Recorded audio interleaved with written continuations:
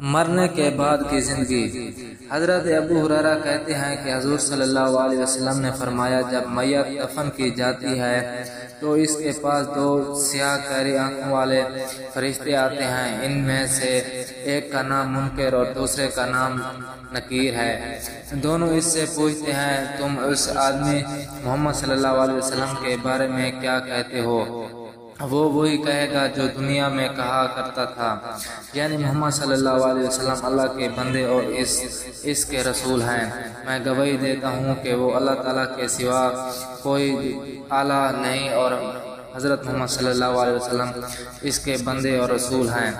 دونوں فرشتے جواب میں کہتے ہیں، ہم سمجھتے تھے کہ تم یہی جواب دو گے۔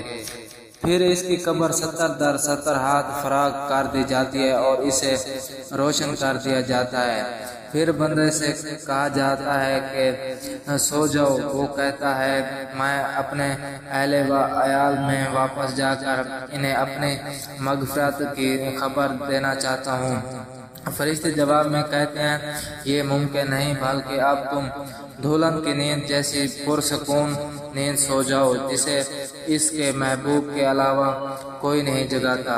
چنانچہ وہ سو جاتا ہے یہاں تک کہ اللہ تعالیٰ ہی اسے قبر سے اٹھائے گا۔ اگر مرنے والا منافق ہو تو دو فرشتے کے سوالات کے جواب میں کہتا ہے، حضرت محمد صلی اللہ علیہ وسلم کے بارے میں بھی وہی کچھ کہتا ہوں جو لوگوں کو کہتے سنتا تھا، اس کے علاوہ میں کچھ نہیں جانتا۔ دونوں فرشتے کہتے ہیں، ہمیں معلوم تھا کہ تم یہی جواب دو گے۔ پھر زمین کو حکم دیا جاتا ہے کہ تنگ ہو جا، چنانچہ وہ تنگ ہو جاتی ہے اور اس کی پسلیاں ایک دوسرے میں گھس جاتی ہیں۔ منافق اپنی قبر میں قیامت تک عذاب میں رہے گا۔ ناظرین، ہم سب اللہ پاک سے دعا کرتے ہیں کہ اللہ تعالی ہمیں اپنے ایمان پر مضبوطی سے کھڑا رہنے کی توفیق عطا فرمائے اور ہمیں حضور صلی اللہ علیہ وسلم کے بتائے گئے رستوں پر، طریقوں پر چلنے کی توفیق عطا فرمائے۔